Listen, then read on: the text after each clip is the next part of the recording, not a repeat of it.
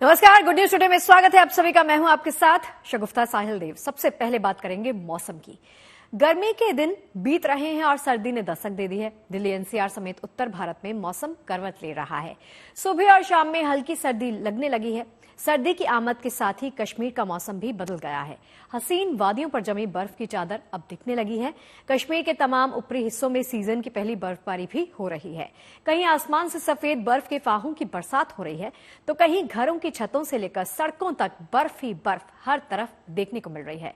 तस्वीरें आप देख लीजिए, आपकी टीवी स्क्रीन पर इस वक्त हैं 4 तस्वीरें जो इसी बात की गवाही दे रही हैं कि हर तरफ बर्फ ही बर्फ आपको दिखाई देगी। गुलमर्ग की तस्वीर, सोनमर्ग, बांदीपुरा और कुपवाड़ा, ये जैसे ऊपरी हिस्सों में बर्फ का साम्राज्य हर तरफ बिछा हुआ आपको नजर आएगा। जिधर भी आपकी नजर जाएगी आपको सिर्फ बर्फ ही बर्फ नजर आएगी।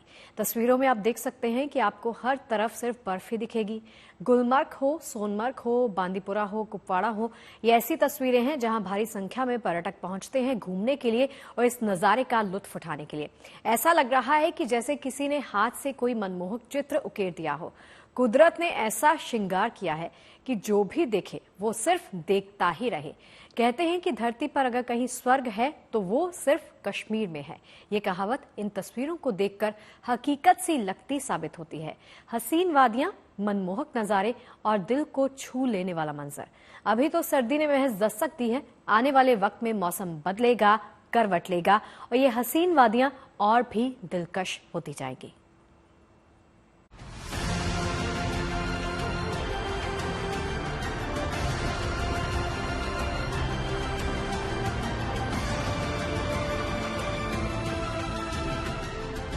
कहते हैं अगर इस दुनिया में कहीं जन्नत है तो वो कश्मीर में ही है, और ये तस्वीरें इसका जीता जागता प्रमाण है। देखिए तस्वीरें कश्मीर के गुलमर्ग इलाके की हैं। कुदरत का ऐसा श्रृंगार अगर आपको दिखेगा तो आप हर तरफ से नजर नहीं हटा पाएंगे। ये कश्मीर में गुलमर्ग की हसीन वादियों का नजारा है। बर्फबारी ने इस इलाके की तासीर ऐसी बदली मानो जमीन पर जन्नत उतर आई हो। सूखा खत्म हुआ और जबरदस्त स्नोफॉल ने जैसे पूरे इलाके की रंगत को बदल दिया। घाटी की सबसे खूबसूरत जगहों में शुमार गुलमर्ग में बर्फबारी का ये नजारा बेहद दिलकश है। गुलमर्ग की खूबसूरती बर्फबारी ने बढ़ा दी। कश्मीर के ऊंचाई वाले इलाकों में बर्फबारी के बाद मानो जन्नत उतर आई है। आज सुबह से हम देख रहे हैं कि गुरेज में जो बर्फबारी हो रही है तकरीबन 4 से 5 इंच के करीब बर्फ जो है जमा हो चुकी है और अभी भी बर्फ पड़ रही है। और जैसा कि प्रशासन ने पहले से ही गुरेज बांडीपुरा रोड जो है उसको बंद करके रखा था, क्योंकि जो भी पर्यटक आना चाहते हैं उनके लिए एक एडवाइजरी जारी की गई थी कि गुरेज आने से पहले वो जो है पहले से डीसी ऑफिस में राब्ता करे, क्योंकि जो राजधानी पास है पहले से बंद कर दिया गया है। बर्फबारी के बाद पहाड़ों की रंगत देखते ही बनती है। चारों तरफ बर्फ की मोटी चादर बिछ गई है। सफेद रुई के फाहों की बरसात हो रही है। आसमान से गिरती बर्फ ने घरों से लेकर गाड़ियों और सड़कों तक अपने आगोश में ले लिया है। जहां तक नजर जाएगी आपको सिर्फ बर्फ ही बर्फ दिखेगी। कश्मीर का कुपवाड़ा भी सीजन की पहली बर्फबारी से खिल उठा। ये नजारा पर्यटन ही नहीं, बागवानी और किसानी के लिहाज से बेहद खास है। हर तरफ बर्फ ही बर्फ है। कश्मीर का ये अद्भुत नजारा है जिसे लोग देखने के लिए देश के कोने कोने से खींचे चले आते हैं।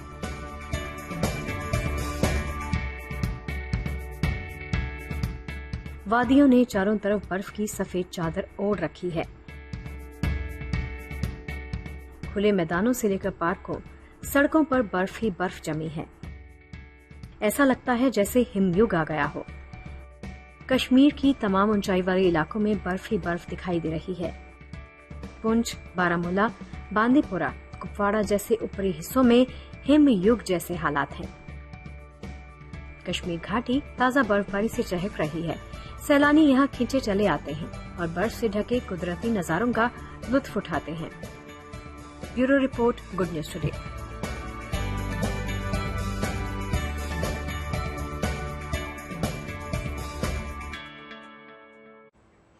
चलिए अब खबर राजधानी दिल्ली से आई है, जहां प्रगति मैदान में 43वां इंडिया इंटरनेशनल ट्रेड फेयर का आगाज हो गया है। अगर आप घूमने फिरने जाना चाहते हैं, कुछ खरीदारी करने चाहते हैं, तो ये जगह, ये स्पॉट आपके लिए है। इसमें हिंदुस्तान के साथ ही विदेशी उत्पादों का दीदार करने का अच्छा मौका है आपके पास। यूं तो देखिए, ट्रेड फेयर हर साल अलग अलग स्टॉल्स लोगों का ध्यान अपनी तरफ आकर्षित करते हैं, लेकिन इस बार एक खास स्टॉल की तरफ लोगों की निगाहें टिक गई हैं, क्योंकि इस स्टॉल पर आपको डिजिटल अरेस्ट और साइबर फ्रॉड की जानकारी बड़ी आसानी से मिल जाएगी।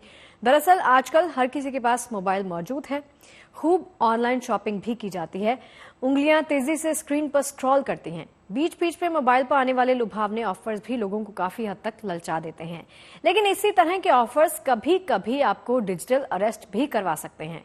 तो देश के अलग अलग हिस्सों में इस तरह के कई मामले भी सामने आ रहे हैं। इसी तरह के खतरे से आगाह करने के लिए ट्रेड फेयर में गृह मंत्रालय की तरफ से ये खास स्टॉल्स आप सबके लिए लगाया गया है, जहां आपको डिजिटल अरेस्ट और साइबर फ्रॉड के खतरे से बचने के लिए पूरी जानकारी अगर आप जानना चाहते हैं तो यहां पर आपको हैंड ऑन मिल जाएगी।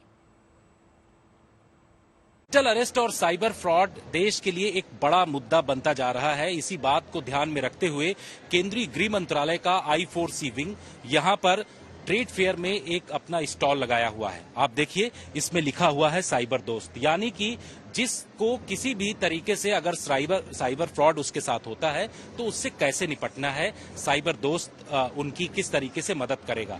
यहाँ आपको इस स्टॉल में दिखाना चाहेंगे कि लगातार जो लोग हैं उनको जानकारियां दी जा रही हैं। दिल्ली के तमाम जगहों से लोग यहाँ पर पहुंच रहे हैं। वो लोग ये समझ रहे हैं कि डिजिटल अरेस्ट और साइबर फ्रॉड की घटनाएं किस तरीके से होती हैं। देश में जिस तरीके से लगातार डिजिटल अरेस्ट की समस्या बढ़ रही है, पिछले कुछ दिनों में देखा हमने कि 5-5 दिनों में 5-5 करोड़ रुपए लोगों के लूट लिए गए।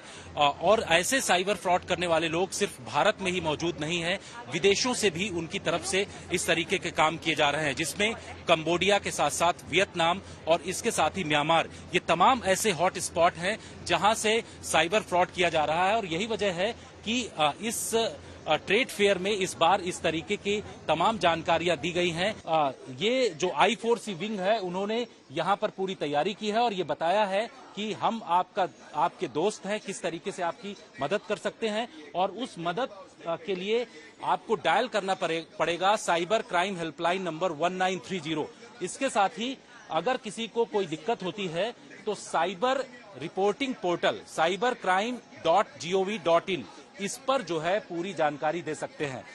आपको यहाँ आंकड़े दिखा रहे हैं, बहुत ही चौंकाने वाले आंकड़े हैं कि 1 जनवरी 2024 से 11 नवंबर 2024 तक जो शिकायतें आई हैं साइबर फ्रॉड की, वो बहुत ज्यादा हैं। आंकड़ों की अगर बात करें तो ये चौंकाने वाले आंकड़े हैं। करीब 14,41,717 साइबर अपराध की जो घटनाएं वो हुई हैं, वो तमाम चीजें यहां पर दिखाई पड़ रही हैं। इसके साथ ही जो एक्शन लिए जा रहे हैं I4C विंग की तरफ से, ये कहा जा रहा है कि करीब 6 लाख के आसपास जो हैं मोबाइल फोन बंद किए गए हैं। इसके साथ साथ 65,000 के आसपास URL को जो है वो बंद किया गया। 1,10,000 के आसपास ऐसे जो फ्रॉड करने वाली साइट्स हैं उनको ब्लॉक किया गया है। साथ ही जानकारी ये भी है कि 3.5 लाख के आसपास म्यूल अकाउंट्स जो हैं बैंक के, जो कि फर्जी तरीके से लोगों का पैसा निकालने की कोशिश करते हैं साइबर फ्रॉड के जरिए, उनको बंद किया गया। तो इस तरीके का एक्शन भी लगातार केंद्र सरकार की तरफ से लिया जा रहा है और साइबर फ्रॉड से निपटने के लिए बड़े कदम उठाए जा रहे हैं। देखिए, गृह मंत्रालय के I4C विंग की तरफ से ये विशेष स्टॉल लगाया गया है ताकि लोग साइबर फ्रॉड और डिजिटल अरेस्ट जैसे खतरों से महफूज रहें, उसकी जानकारी उनको मिल सके। तो विंग के निर्देशक से हमने खास बातचीत की, सुनिए क्या कहना है उनका। केंद्रीय गृह मंत्रालय के I4C विंग की तरफ से पहली बार लोगों को जागरूक करने के लिए ट्रेड फेयर के अंदर साइबर फ्रॉड से बचना कैसे है, उसके लिए स्टॉल लगाया गया है। इस पर हमारे साथ बातचीत करने के लिए मौजूद हैं I4C विंग के डायरेक्टर निशांत कुमार। निशांत जी, एक बहुत बड़ा इनिशिएटिव है ये, आप लोग लोगों को जागरूक कर रहे हैं। लोगों के खातों से डिजिटल अरेस्ट से लगातार पैसे चले जा रहे हैं, इसका क्या आंकड़ा है और इससे निपटने के लिए किस तरीके के कदम बढ़ाए जाए? जी, देखिए, डिजिटल अरेस्ट निश्चित रूप से साइबर अपराध कई तरीकों से हो रहा है। उसमें डिजिटल अरेस्ट एक बड़ा ही आजकल मतलब कह सकते हैं कि ऐसा तरीका है जहां लोगों को न सिर्फ पैसे जाते हैं बल्कि एक प्रकार से मानसिक प्रताड़ना भी झेलनी पड़ती है, क्योंकि वहां उनको डराया जाता है और उनको कई प्रकार से उनको मतलब पुलिस बनकर या नकली वो ईडी या कोई सरकारी अधिकारी बनकर के उनको डराते हैं। पहली तिमाही में आप देख सकते हैं हमने यहाँ पर एक आंकड़ा दिया है, करीब 120 करोड़ रुपए लोगों ने खोए और पूरे वर्ष में भी काफी लोगों के पैसे गए हैं। तो डिजिटल अरेस्ट है उसकी तरह से उससे भी अधिक अगर आप देखेंगे तो जो अमाउंट लोगों का लॉस हो रहा है वो इन्वेस्टमेंट स्कैम है, जिसमें लोगों को पैसा बढ़ाने के लिए फेसबुक, इंस्टा या किसी व्हाट्सएप चैनल पे जोड़ा जाता है, टेलीग्राम चैनल पे जोड़ा जाता है। वहां उनको इन्वेस्टमेंट टिप्स देने के नाम पर उनसे एपीके फाइल यानी कि एप्स डाउनलोड कराए जाते हैं और लोग पैसा जल्दी बढ़ जाए इस मंशा से क्या होता है वहां पर जुड़ जाते हैं और वहां उनके पैसे जो ऐप पे जाते हैं, उस ट्रेडिंग ऐप में इन्वेस्ट होते हैं, वो सब लूट जाते हैं और वहां बहुत बड़े अमाउंट पे लोग पैसे खो रहे हैं। बच्चों के लिए ऑनलाइन गेमिंग स्कैम्स हैं और हर प्रकार के स्कैम है। तो वही हमारा मकसद यही है। हमने कुछ आप देख सकते हैं दीवालों पर हमने कई प्रकार के जो स्कैम्स चल रहे हैं, टॉप 10 जो भी हैं, डेटिंग स्कैम है, gaming scam, online instant loan scam, इन सब की हमने चर्चा की है ताकि लोगों को अवेयरनेस रहे और लोगों को समझ में आए कि ये कितना घातक ये जो धीरे धीरे बनता जा रहा है। क्योंकि लोग डिजिटलीकरण हुआ है और लोग बड़ी सुविधा है, हमें बहुत अच्छा हुआ कि डिजिटल क्रांति आई है देश में, लेकिन उसके साथ लोग सुरक्षा का ध्यान रखें, ये हमारा मकसद है और इसी के लिए हमने ये जो है स्टॉल लगाया है और लोगों को जागरूक कर रहे हैं। सोशल मीडिया हैंडल साइबर दोस्त फॉलो करा रहे हैं। चलिए अब बात बाबा महाकाल के धाम की करते हैं। उज्जैन के महाकालेश्वर मंदिर की तस्वीरें दिखाते हैं, जहां भक्तों की भीड़ हमेशा ही रहती है, आप सभी जानते हैं। बाबा महाकाल की एक झलक पाने के लिए भक्तों को घंटों का इंतजार रहता है और कहते हैं जिसको बाबा का आशीर्वाद मिल गया वो धन्य हो गया। बाबा के द्वार से कोई खाली हाथ नहीं लौटता।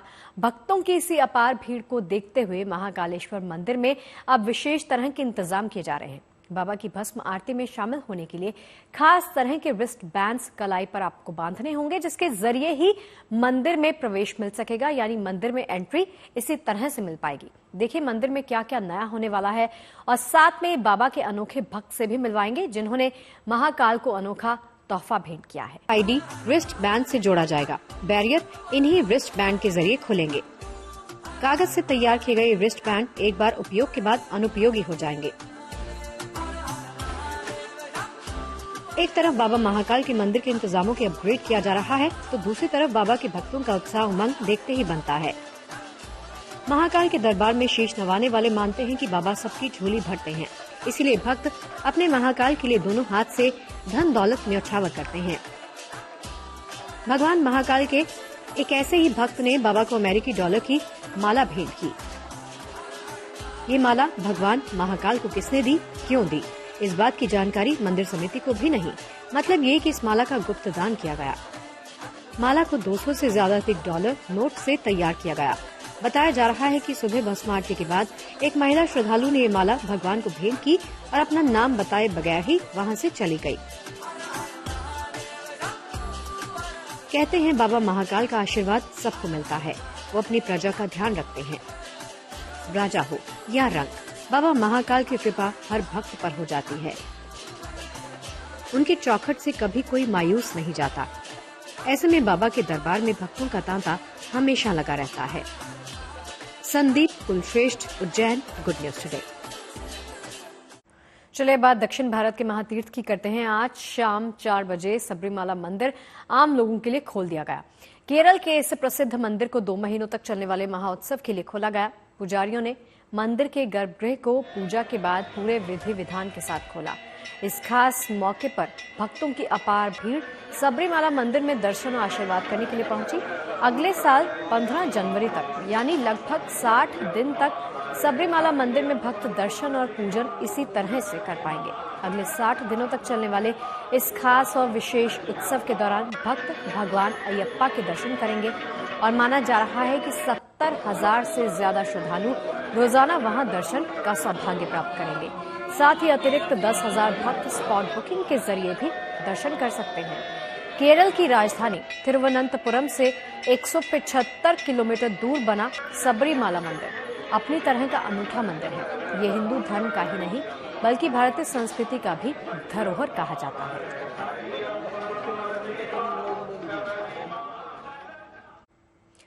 चलिए अब आपको दिखाते हैं देश भर में चल रहे मेलों और उत्सवों की शानदार झांकी। आप जानते हैं भारत विविधताओं का देश है, तो यहाँ उत्सवों के अनूठे रंग भी देखने को मिलते हैं।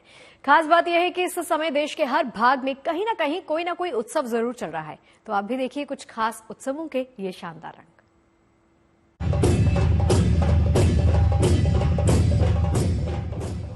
पश्चिम से पूरब तक, उत्तर से दक्षिण तक इन दिनों उत्सव ही उत्सव चल रहे हैं। मेले ही मेले लगे हुए हैं। कला और संस्कृति के ढेरों रंग जगह जगह देखने को मिल रहे हैं।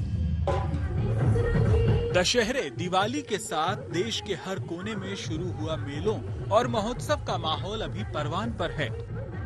लिहाजा मौसम के बदलाव के साथ लोगों को मनमोहक और मनोरंजक कार्यक्रमों का लुत्फ उठाने का भी मौका मिल रहा है।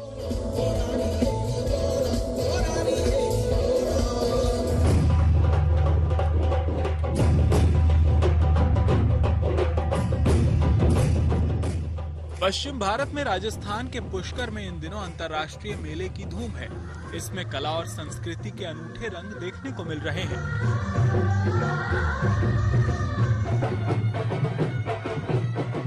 पशु और मवेशी कारोबार के लिए मशहूर पुष्कर मेले में इन दिनों राजस्थान की समृद्ध सांस्कृतिक छटा बिखरी हुई है। लोक कलाकारों की मनमोहक प्रस्तुति को देखने के लिए यहाँ दर्शकों का सैलाब उमड़ रहा है।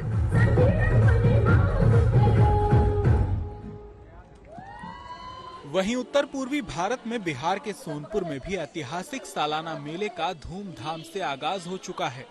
पुष्कर की तरह सोनपुर का मेला भी पशुओं और मवेशियों के कारोबार के लिए चर्चित है, लेकिन इसका धार्मिक और सांस्कृतिक महत्व भी है। कार्यक्रम की आगाज हुई थी। लिहाजा दूर दूर से सैलानी 1 महीना से ज्यादा समय तक चलने वाले इस मेले को देखने आते हैं।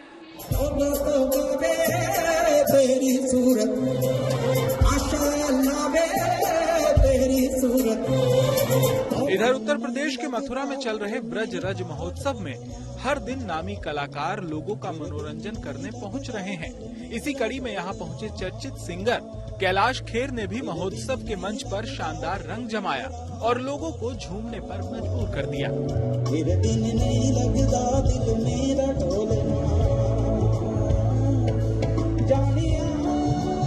वहीं ओडिशा के मयूरभंज में लेजर लाइट से सजा भव्य पंडाल दूर से ही लोगों को आकर्षित कर रहा है।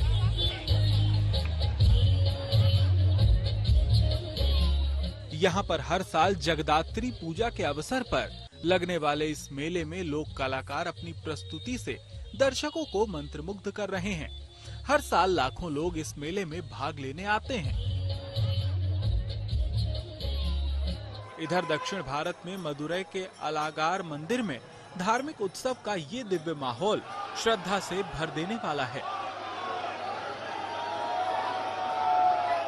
मंदिर में थैला कप्पू उत्सव के दौरान भक्ति भाव से माता की पूजा होती है। फिर पालकी पर उनकी शोभा यात्रा निकाली जाती है।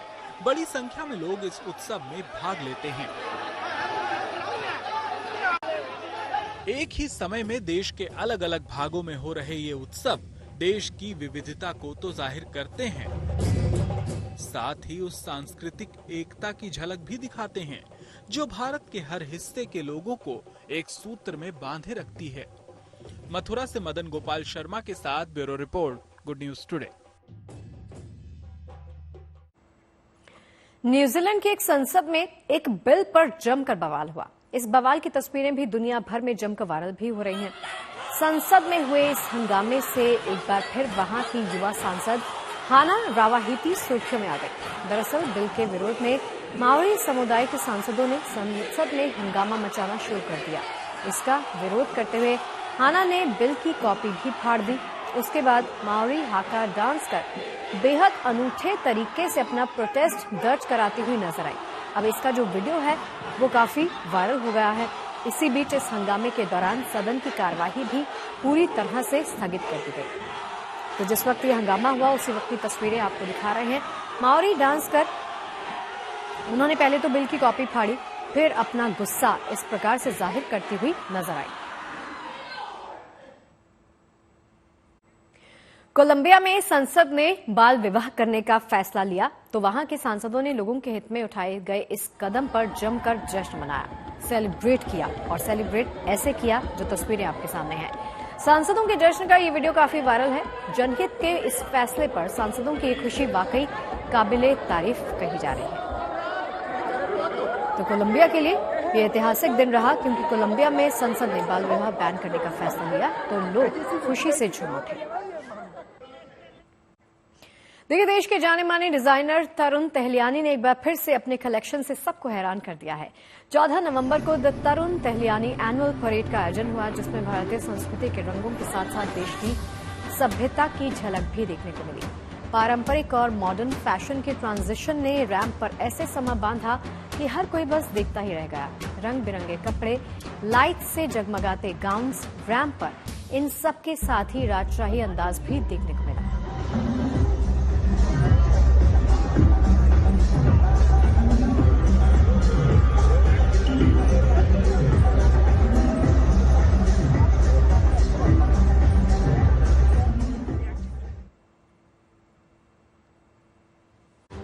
और चलिए, जेएनटी की आज की इस हमारी खास पेशकश में फिलहाल के लिए इतना ही। देश से दुनिया की अच्छी खबरें लगातार जारी हैं। देखते रहिए जेएनटी। नमस्कार।